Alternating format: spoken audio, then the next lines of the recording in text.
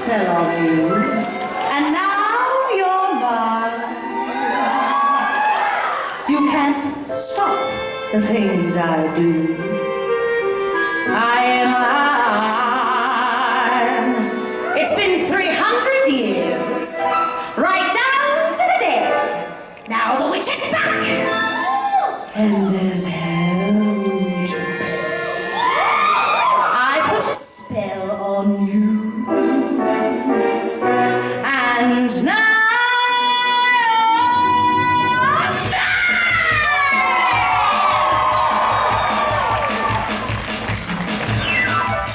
Midsummer Scream!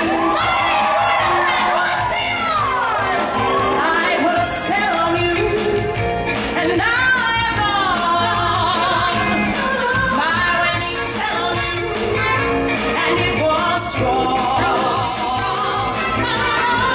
Chicken lives have all been cursed because of all the witches working.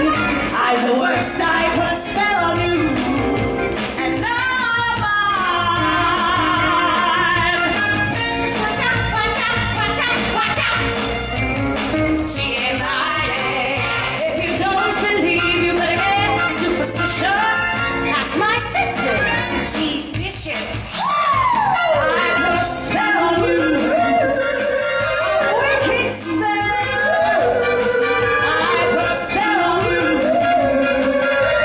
I say into pie, up and baby, up and die. I say into pie, up and baby, up and die. In Kamakuri, hey, I say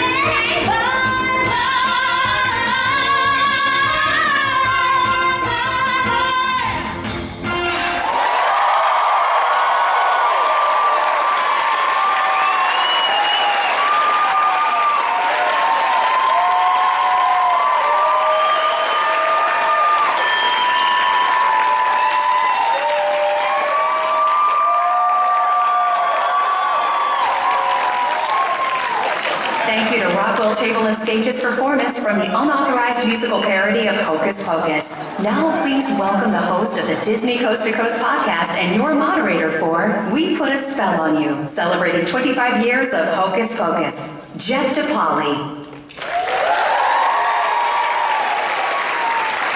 Hello everybody, happy Halloween! We have an amazing lineup of people here today, so I'm not going to waste any time. Please welcome a man who did special makeup and cat effects for Hocus Pocus, Mr. Tony Gardner. Come on out! And production designer William Sandell. Come on out! The composer of Hocus Pocus, John Debney. Screenwriter Mick Garris. The actress who played Danny, welcome Thora Birch.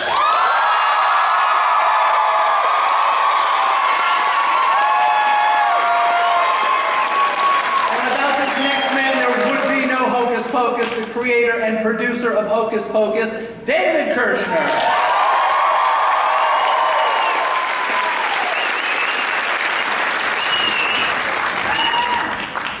Well, hello everybody. Hey. What about those performers, guys?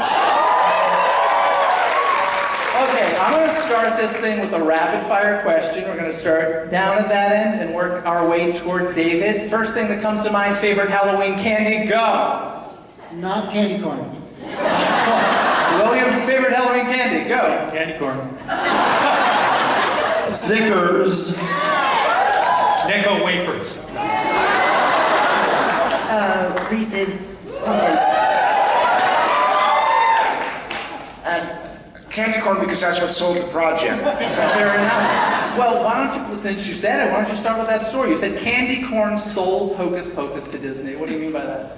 Well, it was a part of the presentation. The presentation was that the executives walked into a room. I had two witches' brooms hanging on monofilament wire and a hollowed-out Electrolux vacuum cleaner. And they walked in and said, why is a vacuum cleaner hanging from the ceiling? And the kids on the block, because my kids were too little at this point, took a Ralph's bag and for my wife and I drew pictures of of a black cat, of ghosts, witches, and then my wife bought about 20 pounds of candy corn. I tore the bottom of the bag and I spread it out in front of them in a serpent kind of design, and when they walked in, they smelled Halloween. And from there, proceeded to tell the story that then Mick would... that we rehearsed that. The horror continues. And took from there. Nice. So this story began as a story, David, that you told to your daughters, and then it became a short story you wrote for Muppet Magazine. That's right. And then it became a screenplay. So how long from that story you told your daughters to a screenplay you were working on with Mick, and how did Mick get involved exactly? And Mick can answer a part of that as well, but Mick and I had knew each other from Steven Spielberg had introduced us. We were both in our 20s, and Mick was story editor on Amazing Stories, which is a great show, and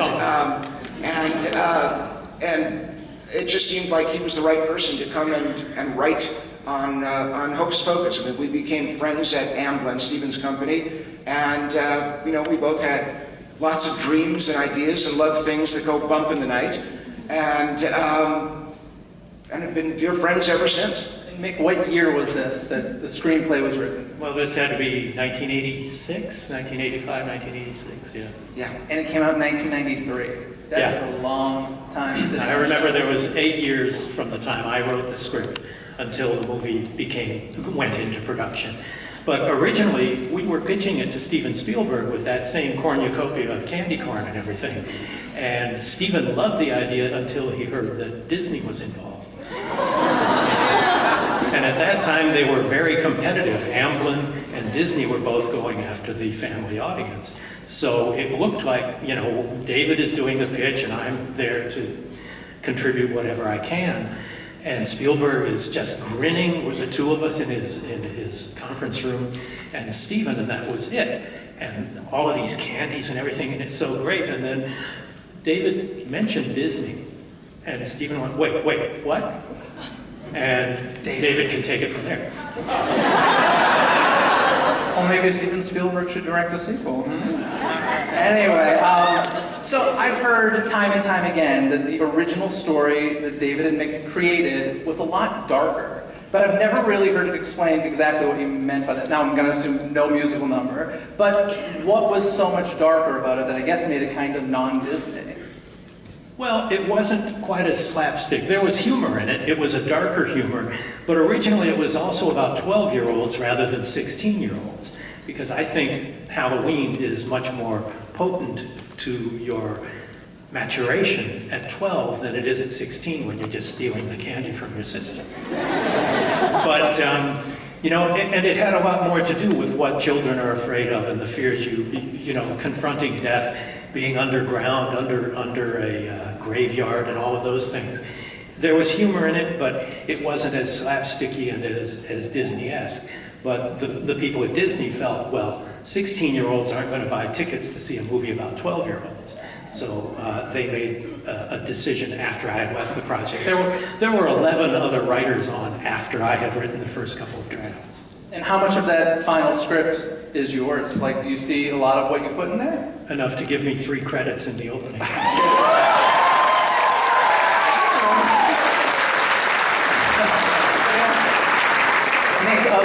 Of the stuff you didn't write, Mick, what's your favorite change that another writer brought to it? Well, I Put a Spell on You. That wasn't in the script, and it was really freaking great. Now, David, you weren't. You were to say this. We've had this conversation many times. You were. The way it came out, yes. Yeah, he loves it now. But you were not sold on I Put a Spell on You. No, I mean, there was nothing to see. It's just that we're going to start stop the story about witches that have been released, like the genie out of a bottle. These 3 witches are released on Halloween. They've got to be put back in the bottle, and in the middle of this, there's going to be a dance number. They're going to sing. That sounds terrible. It's an awful idea. And Kenny Ortega, in his brilliance, took something and made it truly the moment of the film. And he deserves the credit for that, because it is a spectacular moment, and it's something that just brought me to just joy. I mean, for me, there's that moment of joy with that, and then there's the end, which we'll get to later, which is where I fall apart. John Debney and I fall apart. So yeah, that's, I mean, I was completely wrong on that. I did not understand how you could put a musical number in the middle of this story, and you're going to destroy the element of fear, and yet it just added to the feeling that all of you are here for today, and that's Kenny Ortega.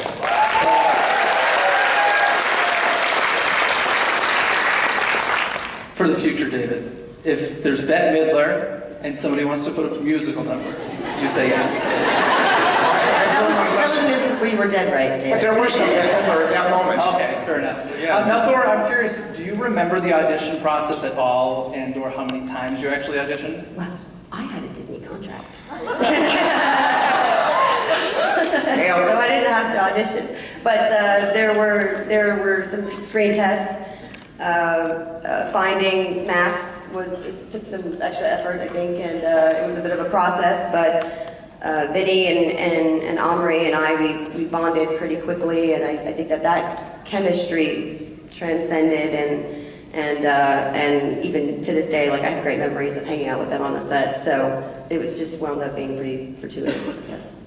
That's awesome.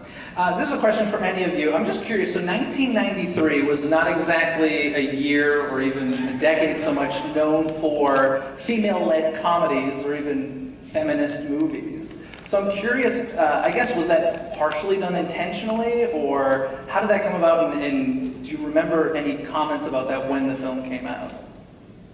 I actually don't. I mean, it was the idea of three witches. I think I was so young that I just thought the idea of three witches was a cool idea, and I didn't give it any thought beyond that, or was not even aware that that was something that was not particularly popular at the moment.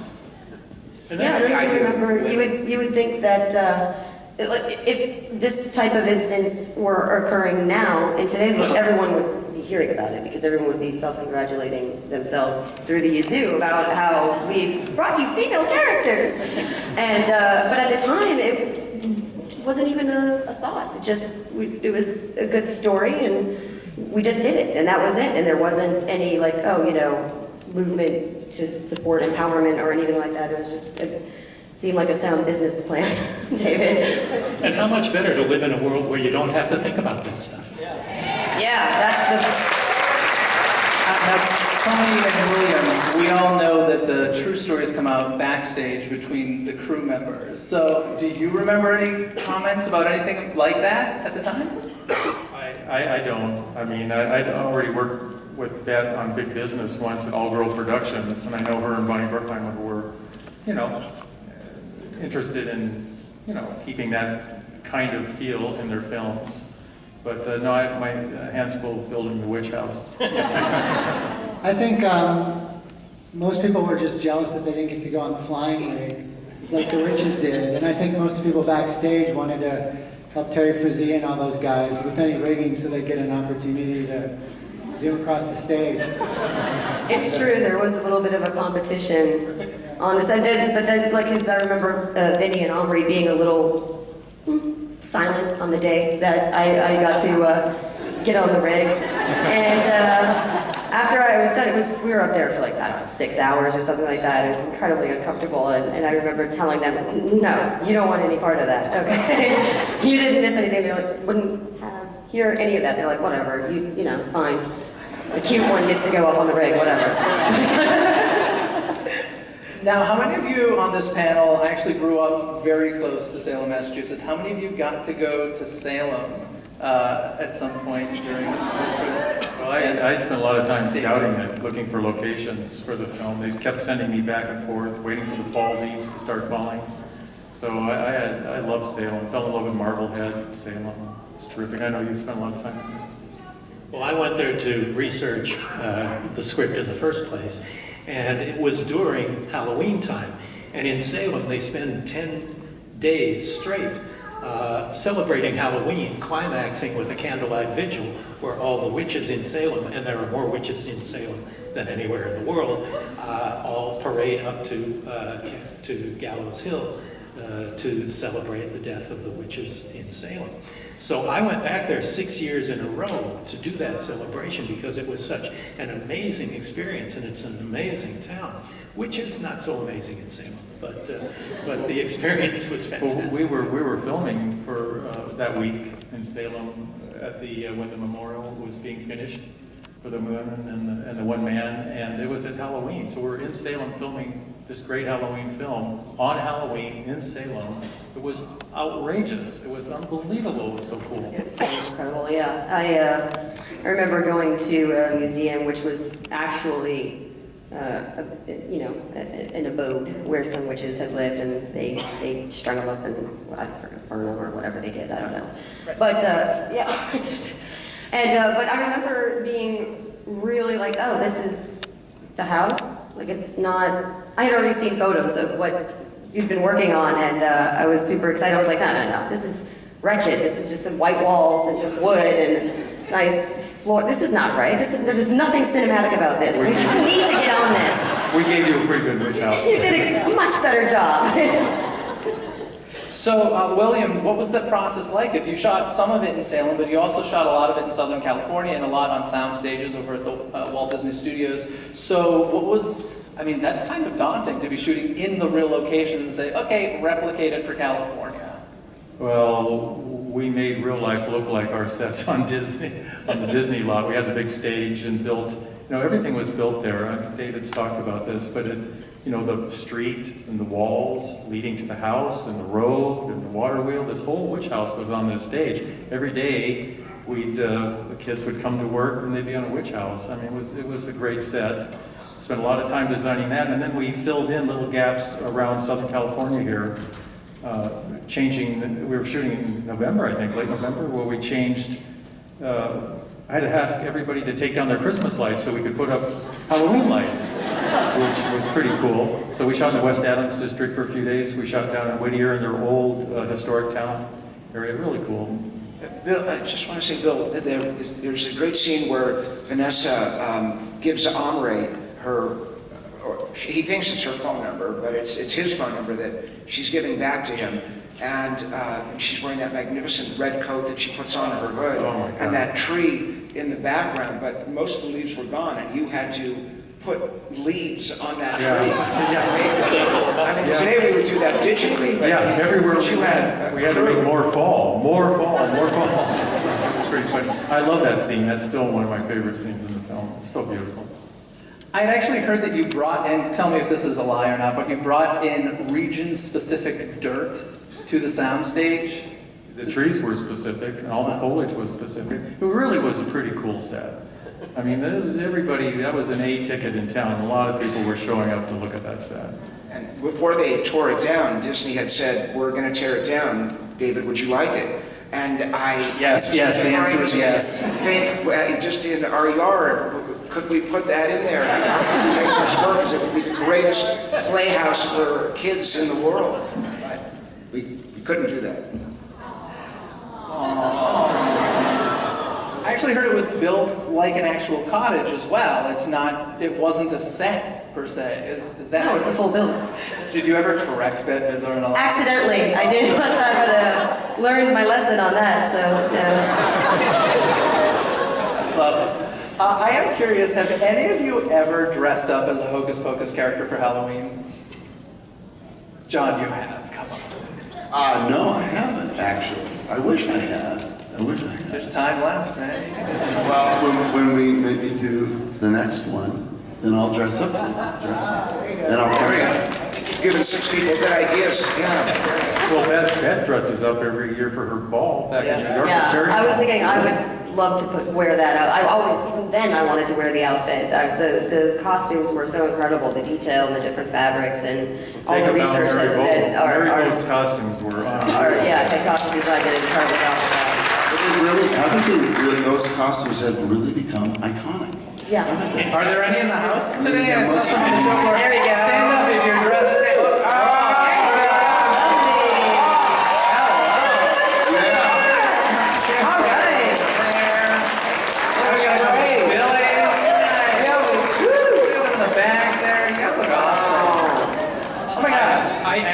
The lights just came on and I saw how many of you there are, and it's more than I realized.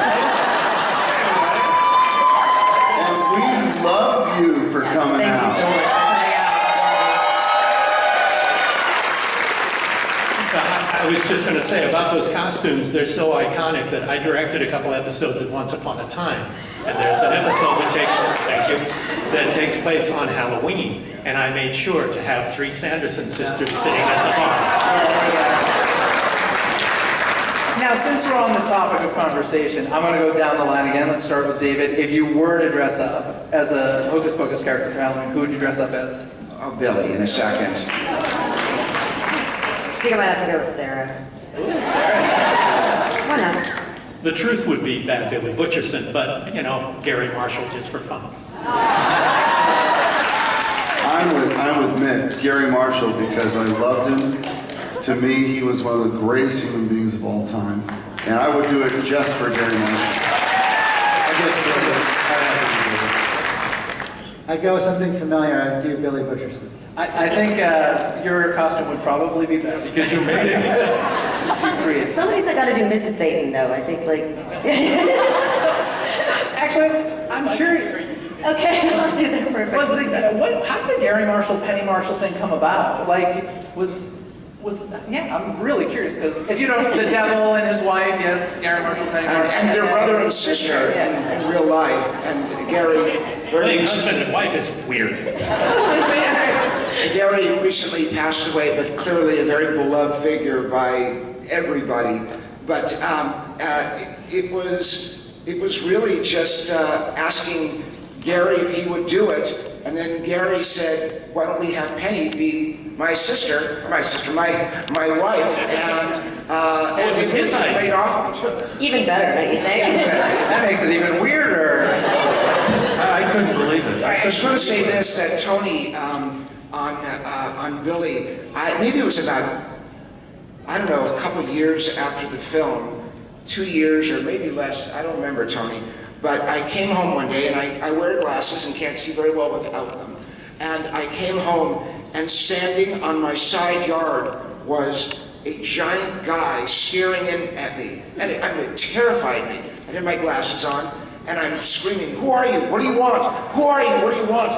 And what Tony had done as a surprise, and he's a prankster anyway, he had made a 6-foot Billy Butcherson and put it in my yard. And I'm screaming, having this argument, a static thing, until my wife said, "It's not real, it's Billy." But it was backlit, and I truly was scared to death. It's in my office, and it is my crowning piece of little souvenir from any film I've ever made. And it looks like it'll just come to life any second. I've seen it. It's incredible. It is. It's actually, it's all the real pieces. It's when Billy loses his head, and his head rolls I wrote away, that part. we kept it. When we had Doug Jones's gloves, Mary Bowe had given me a costume to display. And we built this display, and one day it's like, I feel like we don't get as much mileage out of it as we should, and I think David would appreciate it more.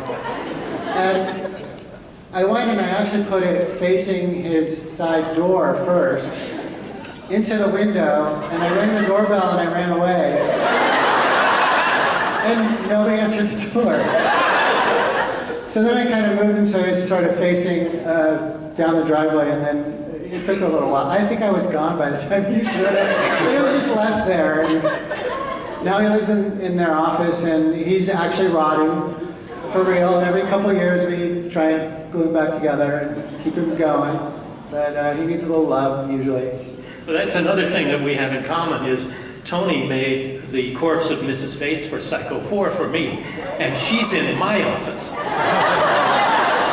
And a woman across the street was visiting her family and saw this corpse through the window of my office and called the police.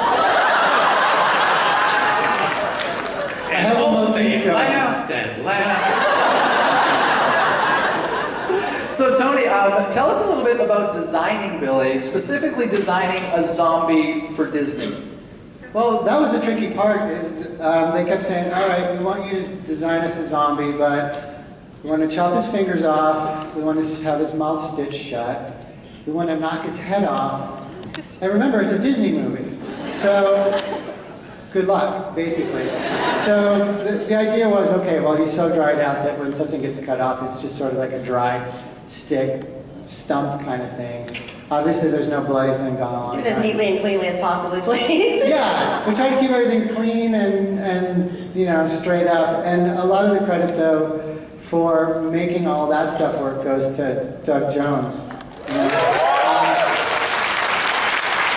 When you design a character, a lot of times you need an inspiration. And I kind of knew visually what I wanted as far as the hair and the basic look, and I kept drawing him sort of like Michael Jackson-ish. And those Matt Tonight commercials were on TV with Moon Man playing the piano, and I'm like, whoever is in that is like literally a walking stick figure, and that head must weigh 35 pounds.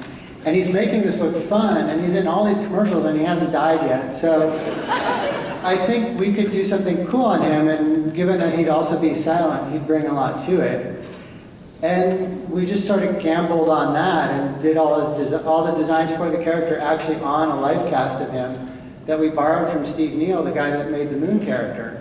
And then when we started presenting to the studio, we put hair and stuff on that bus. It was always sort of Doug Jones that went to the meeting, and then they were like, well, let's meet this Doug Jones guy. And Doug nailed it, obviously, and he still does. Oh, he sent me a message.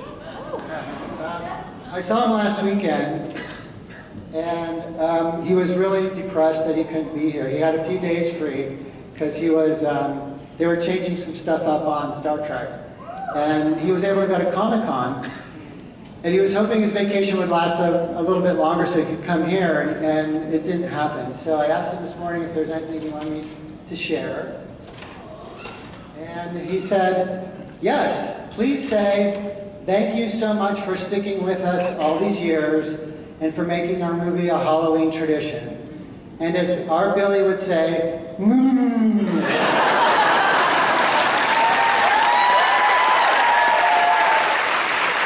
he really wanted to be here because he really genuinely loved the experience, but he really loves talking to people that still continue to love the experience.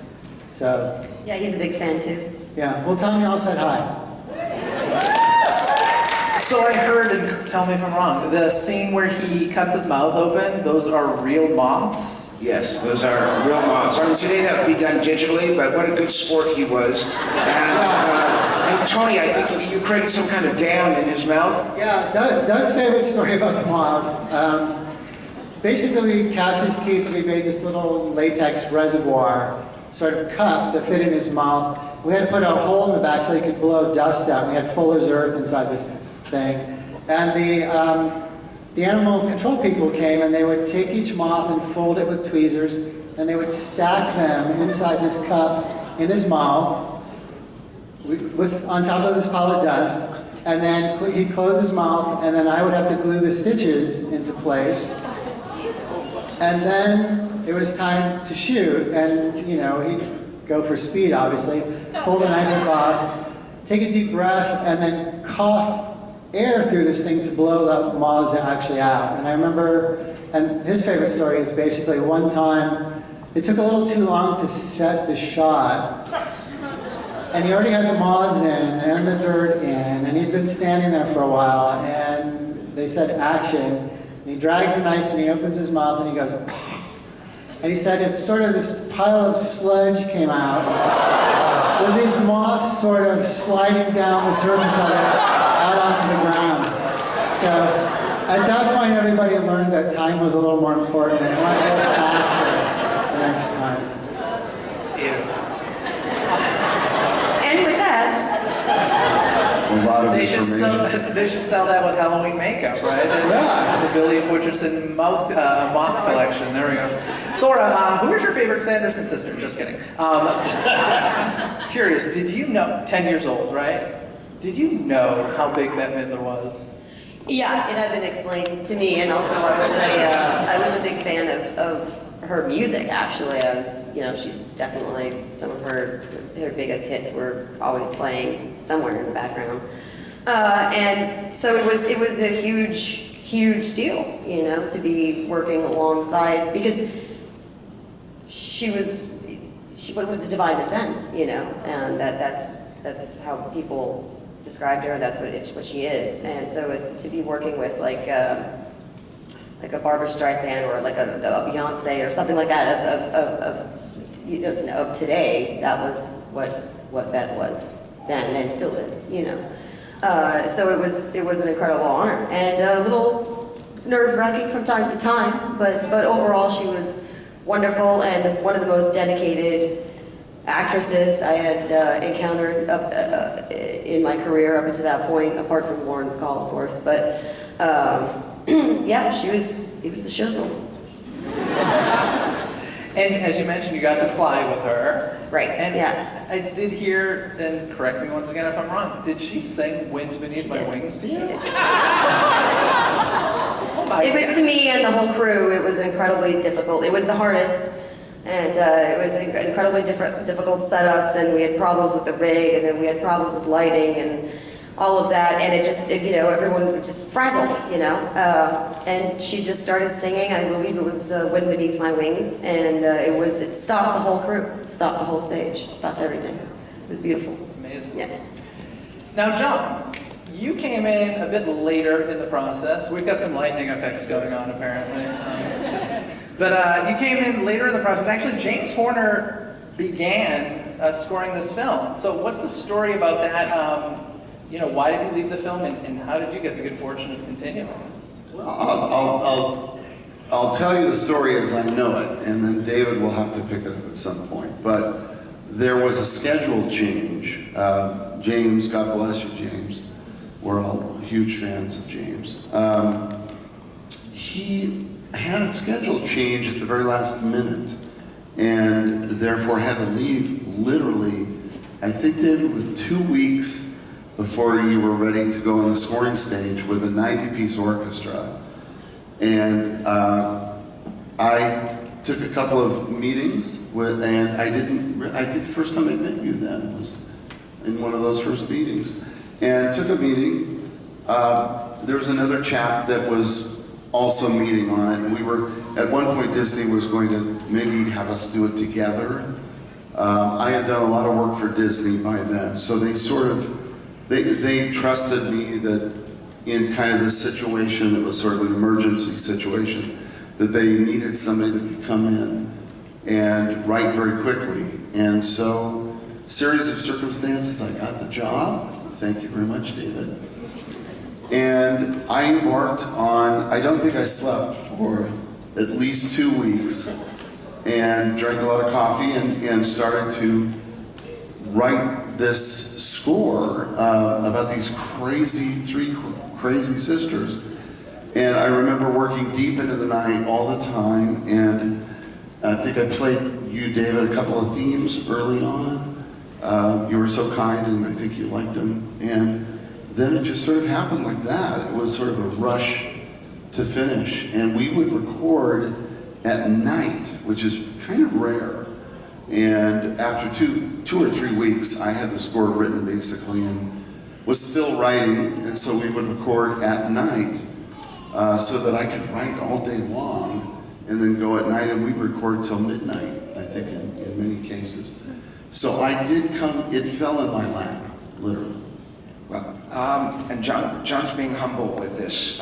What was going on, we had worked together at Hanna-Barbera, and I love John's work.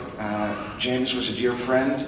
We had done a couple films at that point together, and it was going to be James, and then there was this change. He had written Come Little Children, which was a piece that obviously remained in the film, and was a beautiful piece. But John had literally about 14 days to write the music that touches all of our souls and has lasted for 25 years. I mean, it's astounding. I've never known anybody to ever be able to hear that.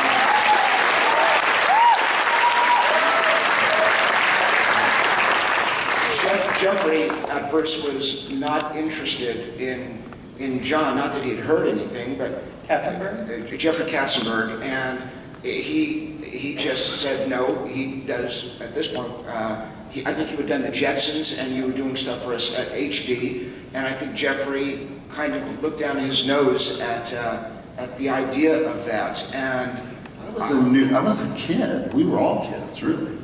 And I really believed in this guy, and in a huge way. And I lost many fights with Jeffrey. I always say that I had the knife wounds in my chest, not in my back. He was very upfront with his brutalness.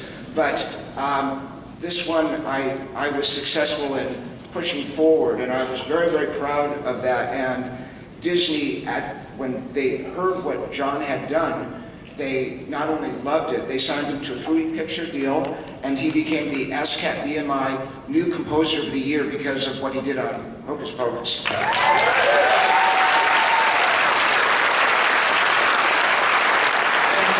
John, did you not, that whole little blue Disney Castle logo at the beginning that we grew up, at the beginning of Hocus Pocus and many other films, you composed that, correct? I did. It's sort of a long history. Yeah, that deserves applause. My dad, the Disney DNA in the blood runs so deep in me. My dad worked at Disney for 40 years, and he was the clapper boy on Snow White as a 16-year-old kid. So I had a history with Disney, and that certainly helped me, David, when you fought for me to get this job. So yeah, over the years I had done the castle logos and some other stuff. So I was not a complete unknown, quantity. However, I had never done a major film, and this was my first major film.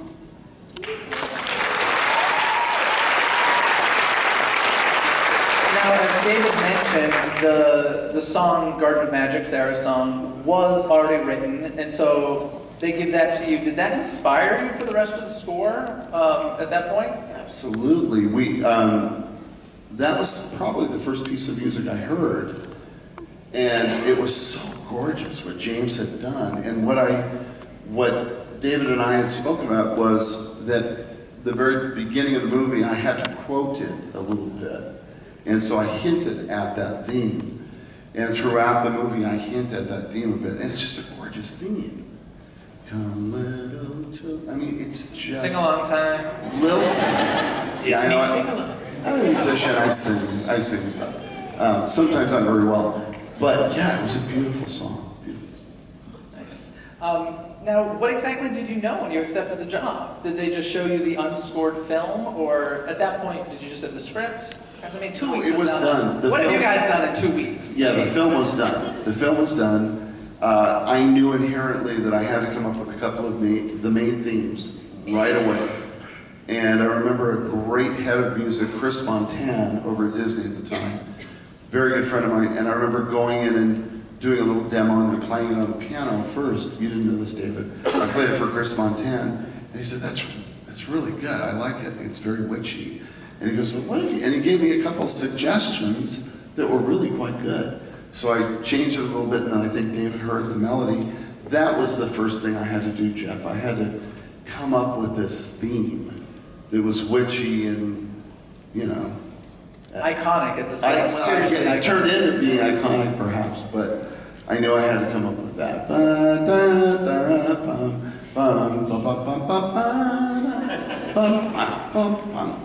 And it had to be operatic, really, and I didn't know at the time, but it's rather operatic, the whole thing, because the sisters are so over the top. They're operatic, and especially Bet. I used to love writing those pieces of music for Bet because everything she did was so just, she'd give her the spell, and it was with such panache. She's Broadway. Yeah. She's Broadway. She's Broadway. Well, yeah, and David hires a choreographer to direct, so Exactly. And that would be the And he last. came from choreography as well, so Yes. a lot of musical elements to the whole film, honestly. And I think that would be my other main thing for me, Jeff, was that Kenny is such a wonderful, brilliant man, such a lovely, wonderful, spirited, human being.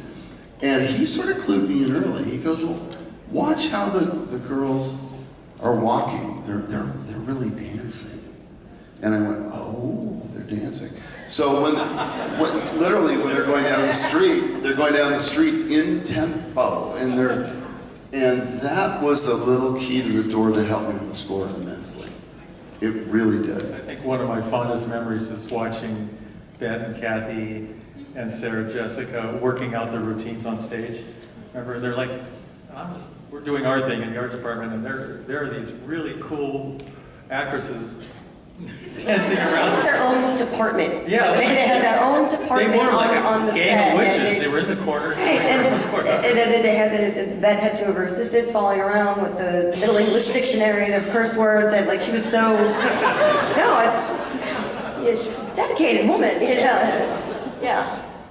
So when you saw the scoreless film, what did you think of it? Because I'm always amazed by that. Like, the score of a film, at least for me, is like such a huge part. I can't imagine as a composer sitting there watching a movie with no music. It must feel so entirely different. So I'm curious, what were your first thoughts when you saw it? Well, I was scared to death. That was thought number one, because this was my first major film score, and I could have failed miserably, and so that's always a good motivation, right? The fears we all know.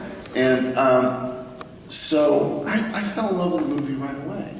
Halloween's my favorite holiday.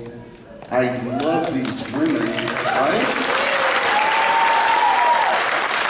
Did you attempt the score? Was there a temp score? It was tempt, but it was probably tempt with whatever was popular at that moment. Maybe Witches in Eastwick?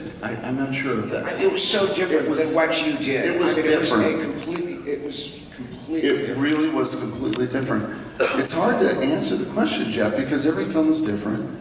I fell in love with it. I just ran. It's like getting on the bike and the scene that we love when Vanessa Shaw takes off, and it's just with the leaves falling. And it's a composer's dream. I think you said it's always been my favorite. It's my favorite scene. And you said that, yeah.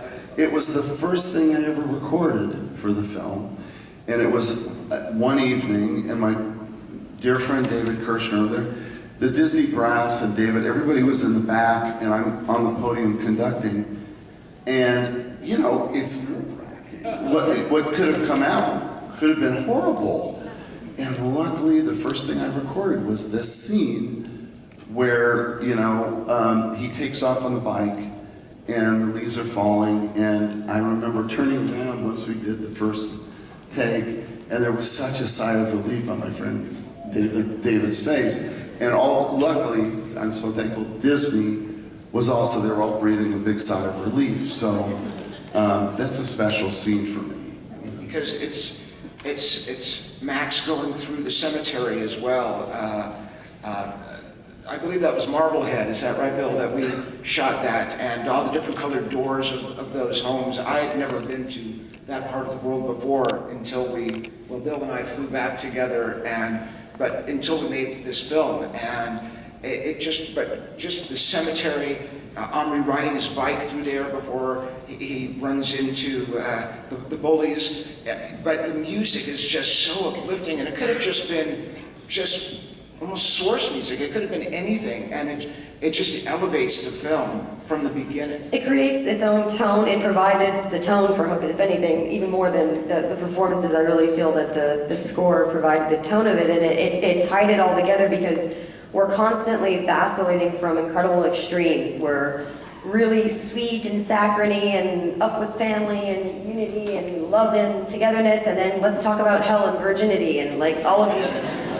This guy's head will lose his head, and the cat's gonna die, and all this horrible stuff, and then, but also here's some candy corn, but it really is, I think, a score that kind of helps. It's the binding element. Well, it was certainly a lot of fun to put a period on. I always felt that every piece of music, even if it was, scary, a little scary, it had to be scary. But it had to have that fun element. One of my other favorite scenes, I'll just throw it out, when Winnie's gonna die, and she's saying, Spoiler alert! Take me to the window. Am I skipping ahead? Yeah, and she says, take me to the window. And to me, that was the film right there, because she's so funny.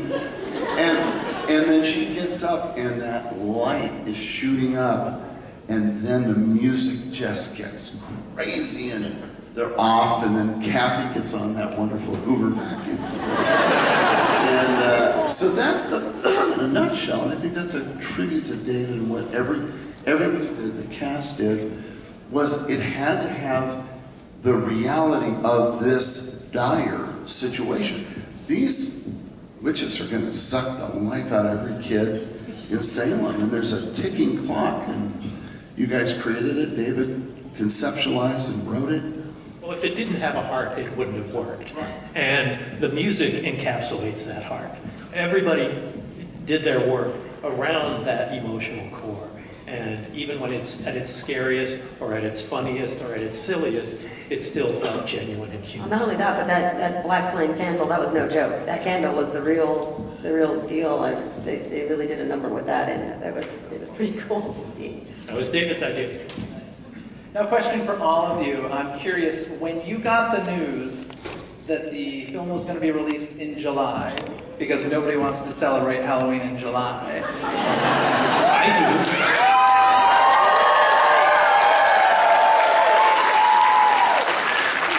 Seriously though, what did you think when you heard, oh, July, against Jurassic Park? Sure! What were your thoughts? Anybody? Nothing good, I don't think. Nothing too positive. But I think we all loved working on it so much that I think there was a huge sense of anticipation of being eager to share it with our audience, and to have you guys enjoy it as much as you now do. But we thought that this here would happen then, and it didn't, and it was a big letdown. But I think it did. To me, this proves even more that we were onto something, and all that love and dedication paid off in the end. And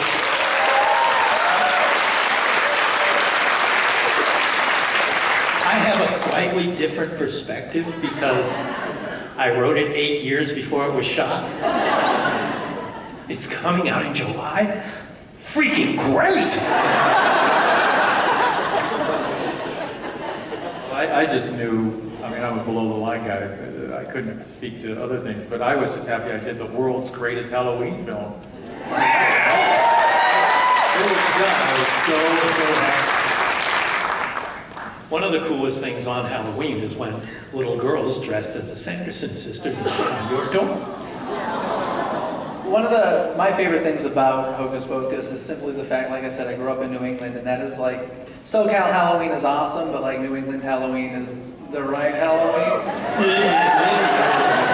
I will say, both Hocus Pocus and Trick or Treat are the two movies, in my opinion, that do it the absolute best. So I love that about it.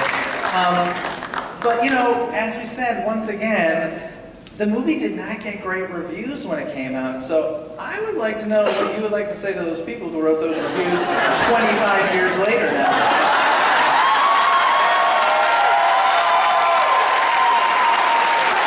Sorry, Disney.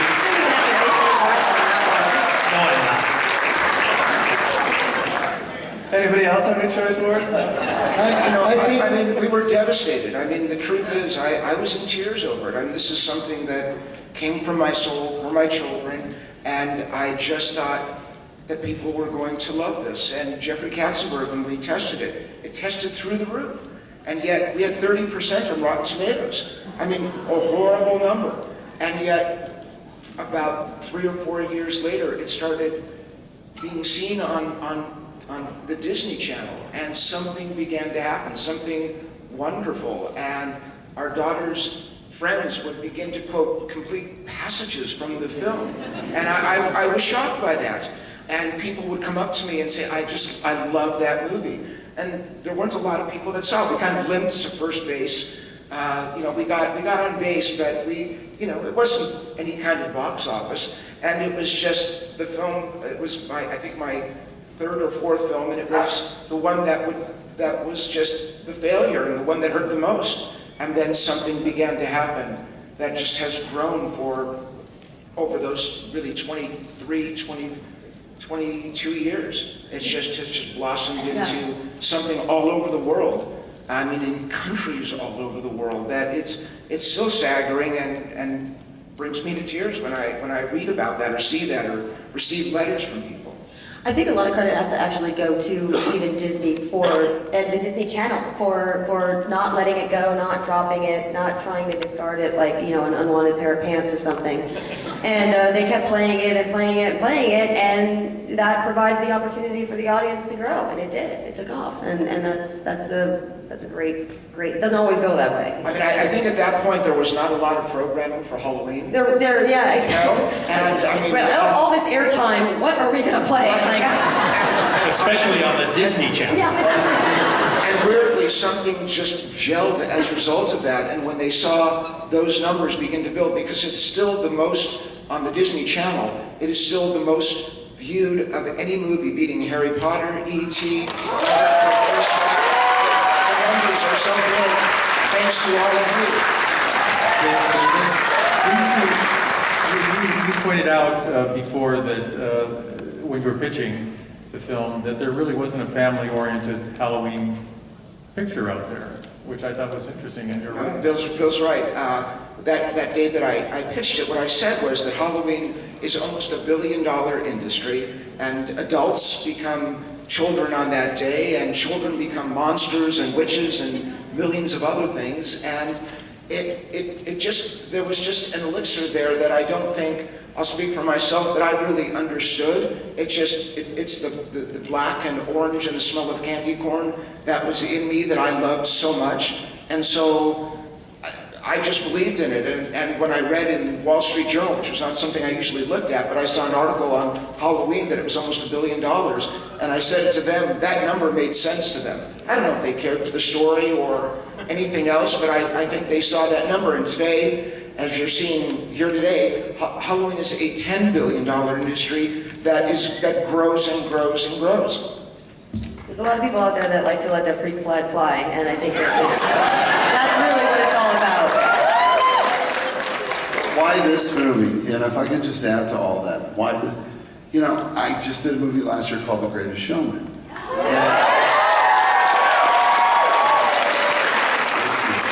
Jungle Book right before that, which is staggering. The Disney Jungle Book. Thank you. But I will tell you guys, very similar, and I haven't told David this yet, very similar phenomenon. That movie came out and tanked the first couple weeks, and we were all devastated.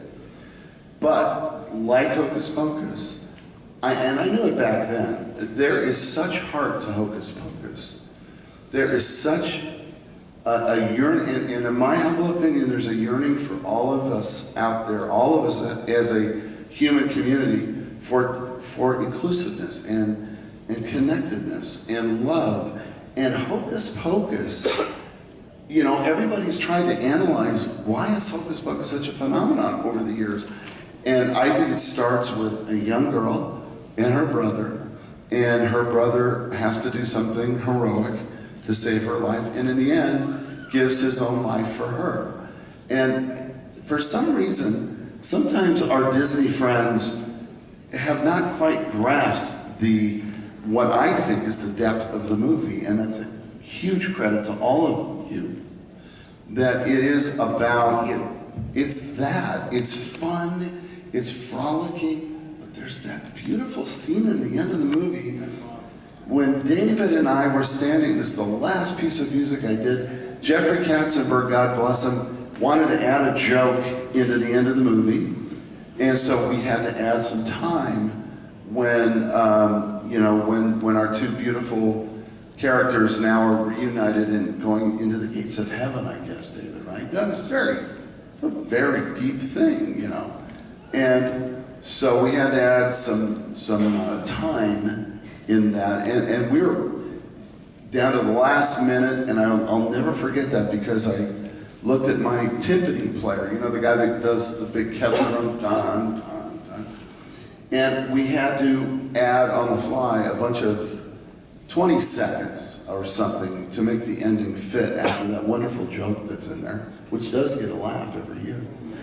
And so I remember looking at my guy, we had 5 minutes on the clock, and you guys know this because we're always working on deadlines, whether it's a shoot, and you gotta get that last shot. So I looked at my timpani player and I went, let's just do this. And David's back there and we were all like, what are we gonna do? And we did the last piece of music and it was perfect by complete accident. You know, my guys went bum, bum, bum, bum. And David's back there holding his breath and it goes bam, right on the cut to those gates closing. And my point is, some films are just blessed like that. Where,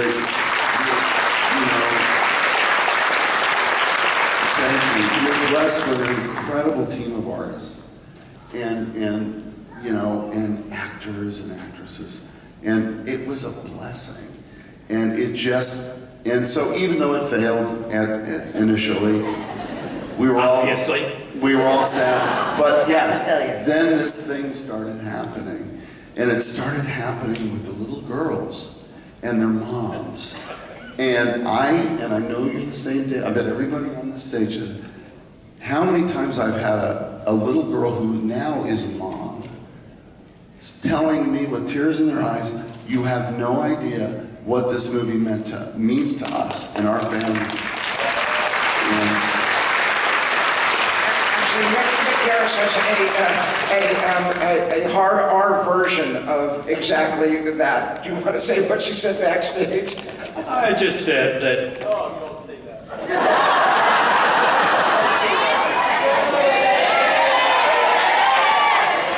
I'll tell it to you when we're signing. No, I just said that if ever I wanted to get lucky, all I'd have to do is wear a t-shirt that says, I wrote Hocus Pocus.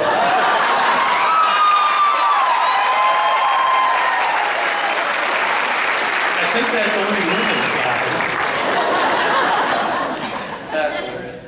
So David, a while back we were talking about the whole July release, and you had mentioned, and I wasn't sure of the year, this crowd will certainly know, Nightmare Before Christmas, was that October '93? Yes? Yes.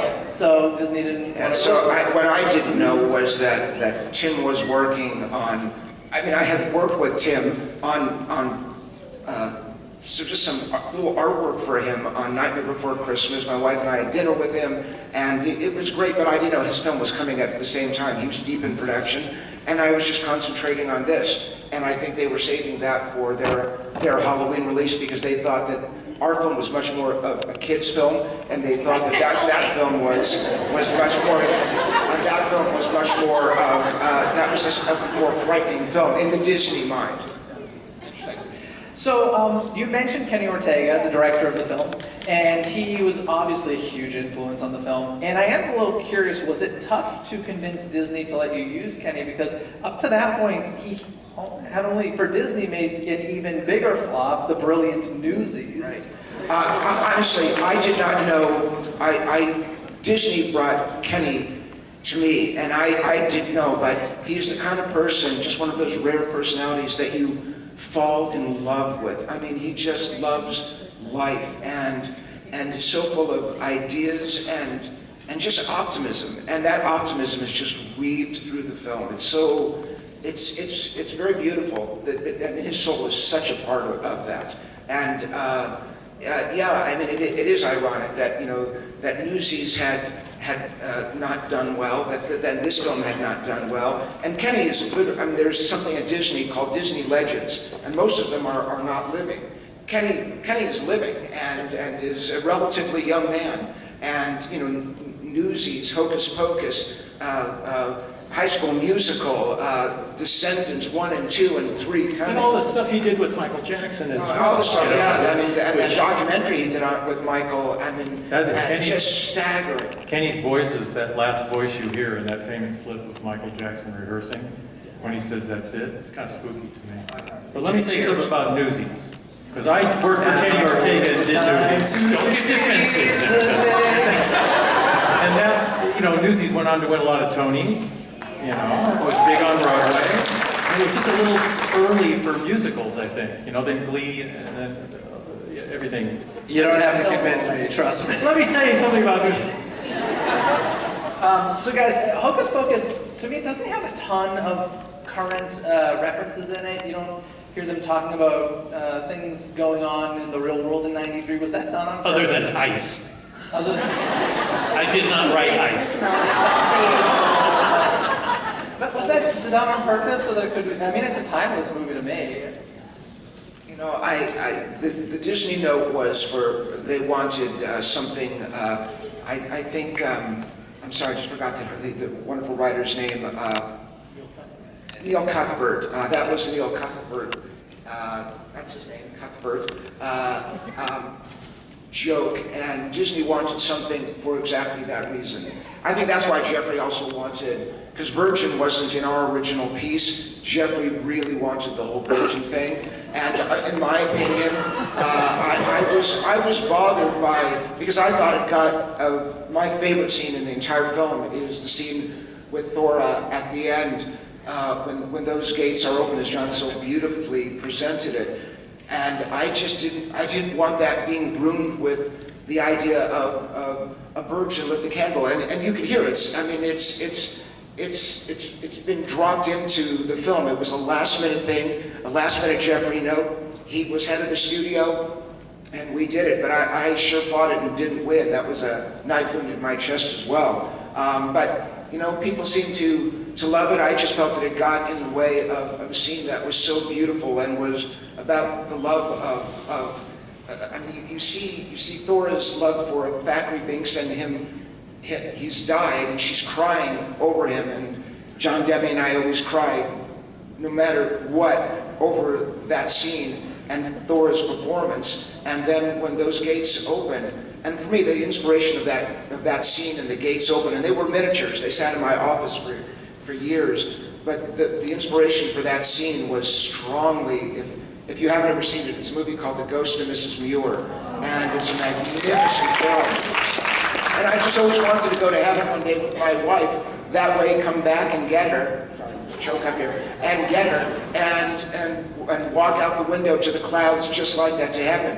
And so that was my inspiration for the gates opening, and those two that love each other so much to go off for eternity together. By the way, I believe Getting a little misty. I believe the word virgin is mentioned at least once every 10 minutes of the film. I didn't know that. Wow. I think the so. power of Jeffrey Katzenberg. Yeah. Now, Tony, we haven't talked too much about Binks, and at the time, quite technically advanced, yes? Yeah.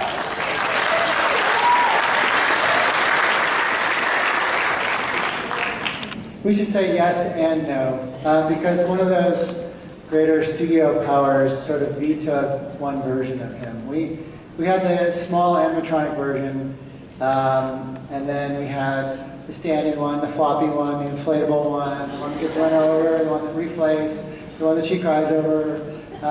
But there was one close-up one that we did, and it was based on the idea of what Chris Wallace did in Gremlins, was he had, all the gremlins were like this big, and when the camera would push in for a close-up, the gremlin had, you know, it was like 2.5 feet across, and we're like, that's such a great idea. Let's do that for the cat. We can make the eyes dilate, and do a lot of stuff with the ears, with translucency, and do a great performance. And we actually shot some stuff in our shop that was forced perspective, where we were making the cat look smaller than it was, like somebody's looking down at the cat and the cat's reacting to them, and then over the opposite shoulders. Sort of like Lord of the Rings kind of stuff where you just do it all in camera, old school. And we were so excited to show it to the studio. We didn't have the ears done yet. We're like, well, let's just cut out some cardboard in the shape of the ear so they know where the ears go, so they know that we know what the silhouette of the cat looks like. And they have a lot of imagination. Yeah, it was great because they went, are his ears going to look like that? That looks like cardboard. This is horrible. We can't use this. We're like, we are in development. This is a preview of where we're headed. And they axed it all at that point. They said, they said, can we rework your credit? And can we take Binks out of your credit? We'll give you a single card, It says you designed and created Billy Butcherson. If we don't have to acknowledge you built the cat. So, hey, spoiler alert. So it's like, okay, that's fine, but a lot of the stuff with the life-size one is still in there. But the animatronic one, it was really complicated, especially for the time. And there was a huge bank of servo motors connected to it that made noise. And if he was on the street, we put it in a manhole cover. He had a cat that sat in the street and a bus pulled up to it and stopped right in front of it, and the cat didn't move. And we're like, we don't need to be here. This guy's got it. This is everything. So we became more about like over the shoulder. They'd use our cat and they would digitally put a face on it. We were always kind of bummed that it was simplistic and the eyes didn't dilate. We were trying to, it's like, E.T.'s eyes dilate. That's so cool. We could do it with a cat. And we were all like so into it, and then that whole thing sort of, the door got shut on the oversized head. And the life-size one is what it is. We were able to use it quite a bit and give it personality. But I thought it was interesting when we started, we had to build it so that it could gesture like a human and do arm movements and stuff that a cat couldn't do, because they wanted to make sure that you could still know that there was a kid inside it. And the first time we shot a test of that, it was Kenny, I think, said, "This is so creepy." His arm doing all this stuff. He's like, "We can't do that. We have to like lock these joints down, and it has to do what a cat does. It has to be a cat with a boy inside it, not a boy that has a cat body." And it got really specific, but all that stuff makes a difference. You really follow a real cat, and you care about it. The other thing that's got to be said is the great Chris Bailey, who was a brilliant animator and director, did the animation when Binks was speaking.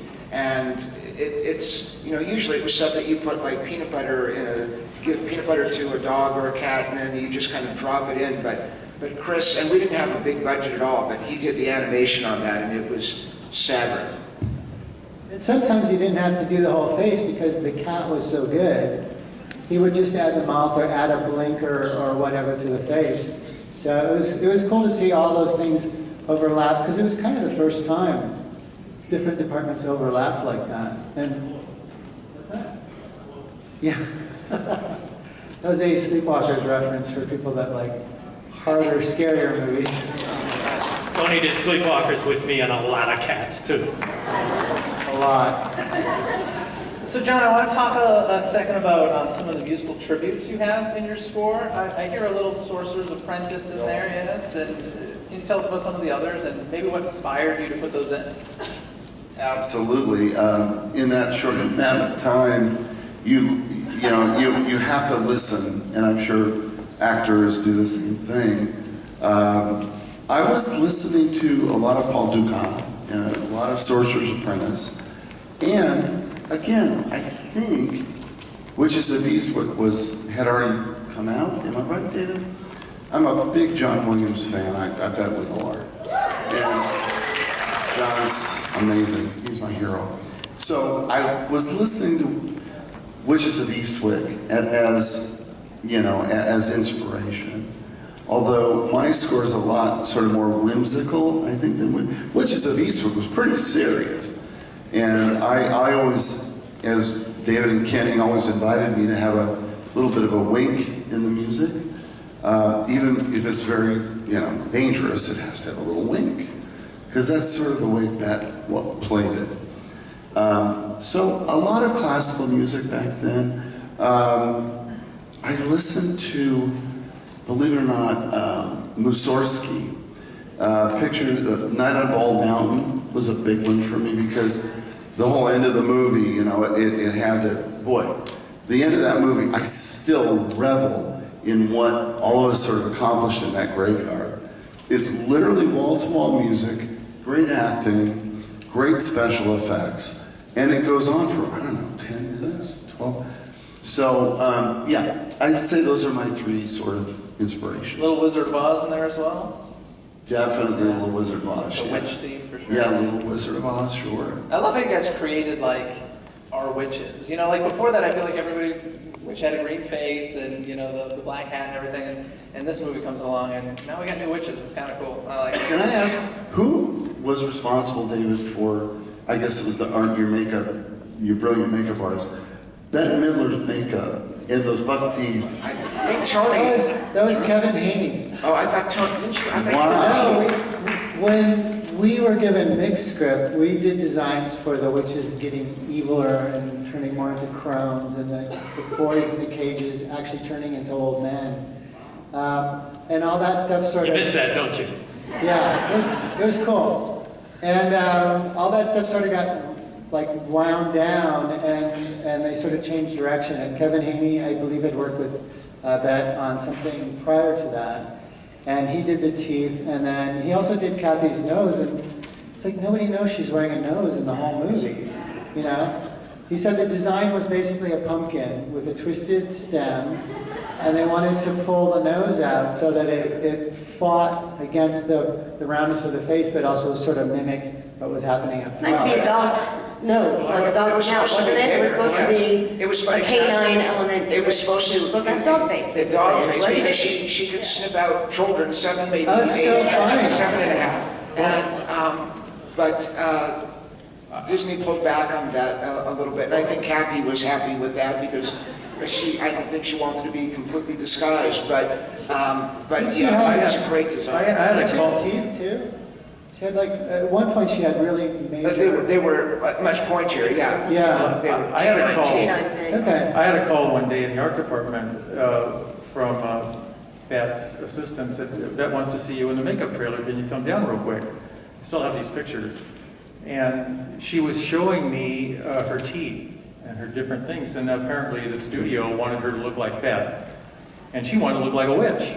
So I thought it was really interesting. And she said, "What do you think?" And I didn't want to really get involved, but I was like nodding and shaking, and it was really quite extraordinary. She was really working hard to not be Bette and be a cool witch. She did it.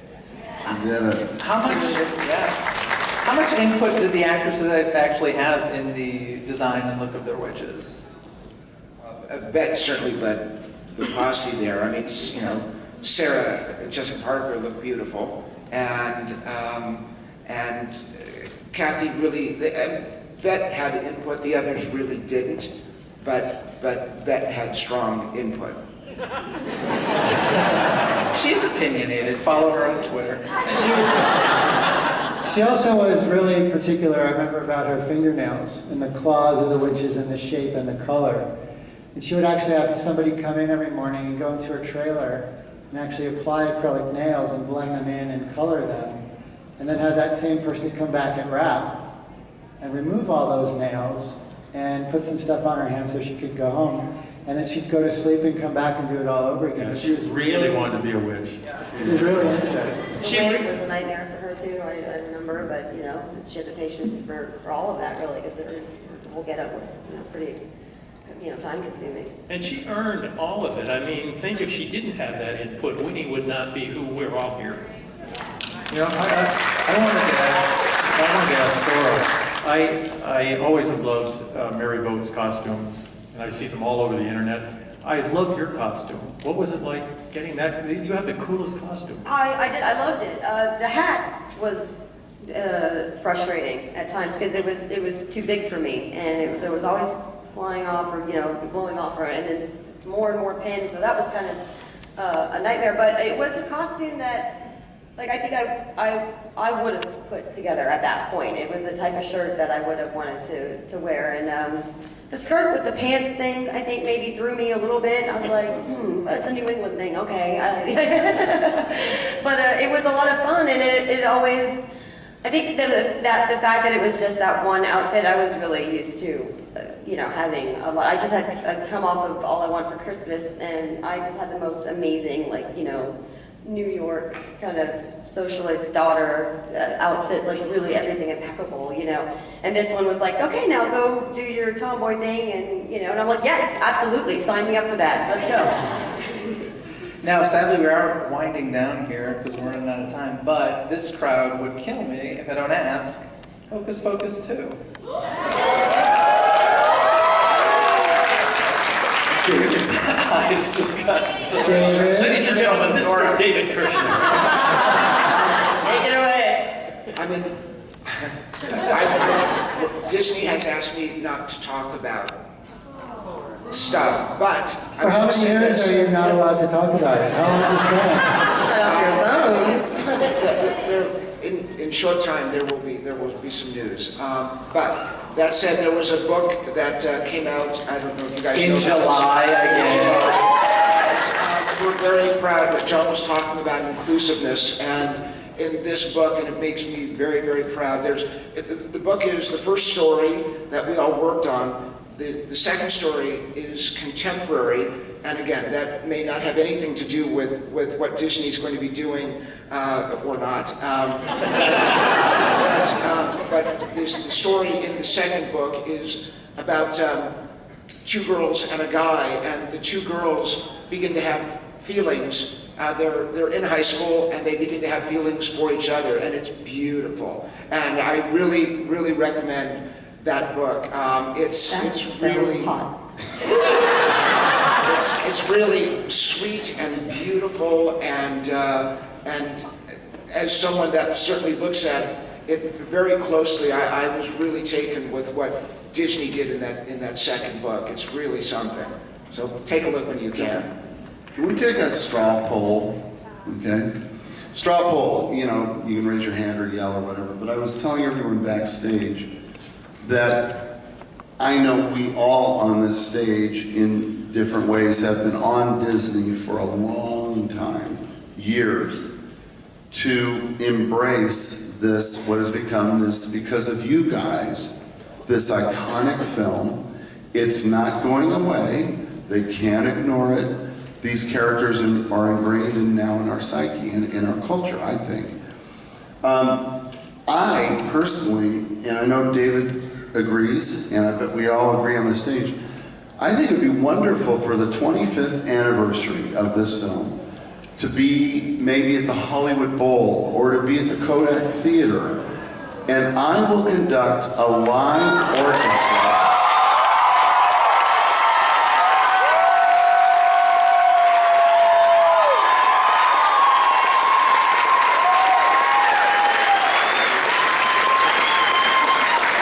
Those opposed?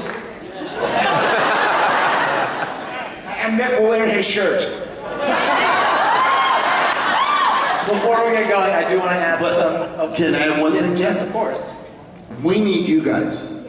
We need every single one of you and all your friends, all your family, on the internet, everyone, because David and I and the gang up here, we are lobbying to do this. They won't listen to us, they'll listen to you. They will listen to you. Because you pay for tickets. Yeah, and I even went so far as to say, and I guess I'm going to say it publicly, I told Disney, I will pay for the orchestra if you guys will support us.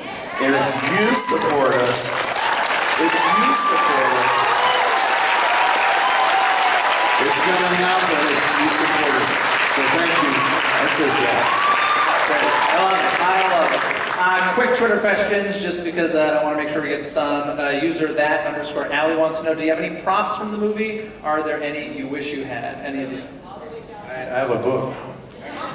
You have a book. But the book that I have is the original book that I used for my presentation, and it's not quite as great as the one that was finally used in the film, but it was the book used in the presentation. The Black Flame Candle was part of my presentation, but they used it in the film, and now it's part of the Disney archives, and because I drew the whole thing, they use that in the film. And if you guys go to the El Capitan at Halloween, it's going to be playing there for 10 days, and it's the Black Flame Candle is there. There's a broom, part of my original presentation that's not in the film that they use, but it's like a dual exhaust broom with two. My wife and I bought it in Boston. But and you got Billy Butcherson outside your kitchen window. Yes, I do. So, one last next question. Just favorite memory. Well, we've already talked about so many favorite memories. I'm going to skip ahead because we really did run out of time. So I think we have to get together again for the 30th, maybe. You guys cool? Before we go, I do want to mention some of our panelists here, Mick, David, and John, are going to be at the Dark Delicacies booth doing signings after this. And if you would like a photo with Rockwell's Sanderson sisters, who you saw perform at the beginning of the show, head down to the first floor there in the lobby, and they'll be there taking photos. I want to say thank you to Rick, David, Johanna, and Gary, and the entire Midsummer Scream team. And to all of you, thank you so much. This is amazing. Happy Halloween, everybody! Thank you for joining us for We Put a Spell on You, celebrating 25 years of Hocus Pocus. Enjoy the rest of your time at Midsummer Scream.